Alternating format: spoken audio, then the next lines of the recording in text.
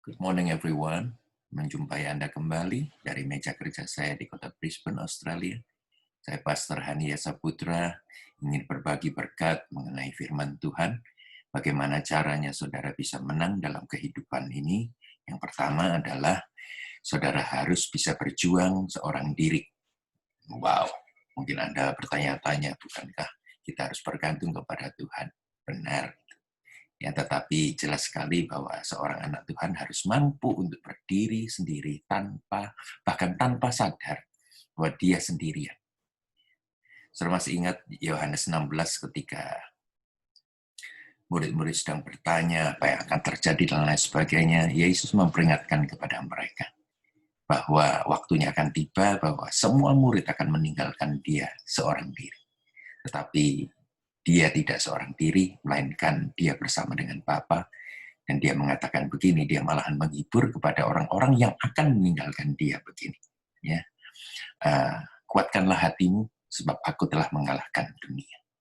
Saudara yang kasih, mental daripada seorang juara itu memang sangat berbeda sekali dengan mental seorang pencundang. Seorang pencundang akan menjadi batu sandungan saja di dalam pengikutan kita menuju kepada satu tujuan dan satu destinasi. Tetapi mental juara adalah mereka yang tidak pernah give up, mereka yang tidak pernah menyerah begitu saja. Mereka akan melakukan peperangan terlebih dahulu, bahkan sampai tetes darah terakhir mungkin, kalau bicara secara pahlawan begitu. Nah, saya ingin kembali kepada awal pengikutan kita kepada Kristus Yesus. Yang jelas adalah kekecewaan pasti kita alami. Ya, orang-orang yang menjadi terang pada suatu saat di dalam kehidupan saudara, tiba-tiba terang mereka menjadi meredup. Dan akhirnya saudara ketemukan bahwa orang-orang yang berdiri di samping Anda akan meninggalkan Anda. Orang-orang yang menyatakan secara gamblang, aku akan setia kepadamu, aku akan menyepot engkau sampai akhir. Tiba-tiba mereka hilang begitu saja, seperti uap, saudara. Ya, mereka yang mengatakan, aku akan berdoa untuk engkau. Tiba-tiba kau temukan mereka bergosip ria di belakang saudara. Nah, kita harus belajar untuk melepaskan, saudara, ya, melepaskan diri dari segala ikatan, melepaskan diri daripada semua pengharapan yang kita taruh kepada manusia. Kalau saudara tetap meletakkan pengharapan saudara kepada manusia, maka itu akan seolah-olah mencekik saudara, mematikan pernafasan. Justru saudara tidak bisa berkembang, tidak bisa bernafas, tidak bisa hidup lagi. Karena saudara tahu bahwa ketergantungan Anda kepada manusia, ya, itu mengikat sekali dan adiktif sebenarnya. Ya, saudara bergantung sekali. Istilahnya seperti drugs, gitu. Saudara kecanduan akan hal itu. Nah, kita harus tetap berdiri, teguh untuk menyadari bahwa mereka telah pergi. Di suratan Paulus, saudara, dia mengatakan begini, tidak ada yang menolong aku. Semuanya meninggalkan aku. Tetapi Tuhan telah mendampingi aku. Dia mengulangi apa yang Yesus alami. Mungkin saudara dan saya akan mengalami hal yang sama. Saudara lihat deh, nanti kalau selesai pandemi COVID-19, orang-orang yang dahulunya dekat dengan saudara, belum tentu tetap dekat dengan saudara. Mereka akan mengalami perubahan, saudara sendiri akan mengalami perubahan. Saya tidak mau ini sebagai nubuatan, tapi saudara akan temukan sesuatu. Saudara harus berdiri sendiri, saudara harus berperang sendiri. Ucapkan perkataan yang sama. Seperti Yesus katakan, Bapa menemani aku. Paulus mengatakan, Tuhan mendampingi aku. Kita harus membangun iman bukan berdasarkan terang yang mudah pudar, melainkan pada fondasi yang sangat kokoh itu, yaitu terang sendiri, sang terang itu yang tidak pernah pudar pancaran pancaran sinarnya. Ketika orang-orang dekat sahabat saudara meninggalkan Anda, tentunya kita bersedih. Sampai kepada titik poin kita menyadari, kita mendapatkan pengertian mengapa mereka harus pergi. Jadi pengharapan yang tersisa itu kita bisa berikan, ya.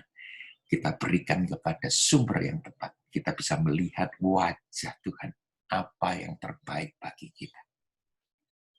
Percaya kepada Tuhan, bahwa tangannya dan waktunya tidak akan pernah salah. Yesus mengatakan, aku akan menyertai engkau sampai kesudahan zaman. Matius 28. Mungkin Anda gini ya, mungkin Anda harus mengampuni secara berhadapan muka terhadap orang-orang yang menyakiti saudara. Lakukan itu karena itu melegakan dari pihak kita sendiri yang berinisiatif untuk mengampuni. Jika persahabatan saudara ya tidak akan pernah kembali utuh seperti di tahun 2019 atau tahun-tahun berikutnya, maka lepaskan.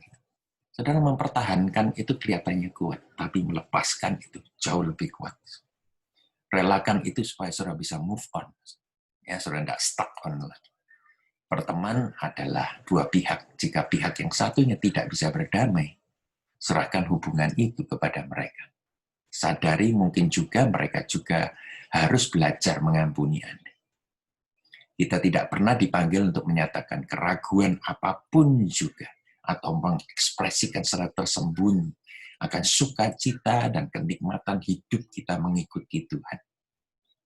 Jikalau Anda bisa menunjukkan kepada dunia betapa bahagianya Anda ya dalam hubungan bersama dengan Tuhan Yesus, nyatakan.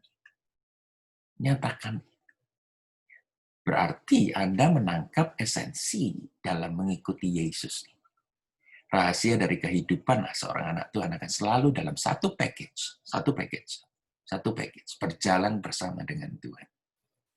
Perjalanan yang menarik di luar pemikiran dan di tengah-tengahnya selalu hateful middle ini di tengah-tengahnya selalu ada kejutan-kejutan yang membutuhkan respon Anda, bukan reaksi, respon Anda untuk mengetahui berapa dewasanya saudara sudah sampai hari ini. Yang terpenting adalah begini, Anda bukan menjadi pecundang dari hubungan apapun juga. Tapi semuanya akan baik. Yang terberat pun yang saudara sedang alami hari-hari ini dalam kehidupan akan berlalu. This too shall pass. Asalkan saudara setia mengikuti Tuhan. Nah, itu pengalaman saya. Kadang-kadang saya sendiri. Kadang-kadang saya minta kepada Tuhan, mana sahabat? It's so difficult untuk memiliki sahabat yang setia beserta Anda sampai akhir. Tapi kalau saudara belum memilikinya, jadilah satu untuk orang lain. Karena saudara memiliki sahabat yang sejati, Yesus Kristus, yang tidak pernah meninggalkan saudara. Bergantung kepadanya, berharap kepadanya. Dia akan memberikan yang terbaik bagi kehidupan saudara. Bukankah Dia Tuhan yang menyertai Anda sampai kesudahan zaman? Saya yakin percaya satu hal, saudara, bahwa kalau saudara mau belajar untuk menjadi kuat dalam kehidupan, belajar juga untuk fight alone, berperang sendiri. Bukan berarti tanpa Tuhan, tapi berperang sendiri. Saudara dan Tuhan berperang, melawan semua keadaan, semua perubahan yang terjadi. Tuhan memberkati saudara.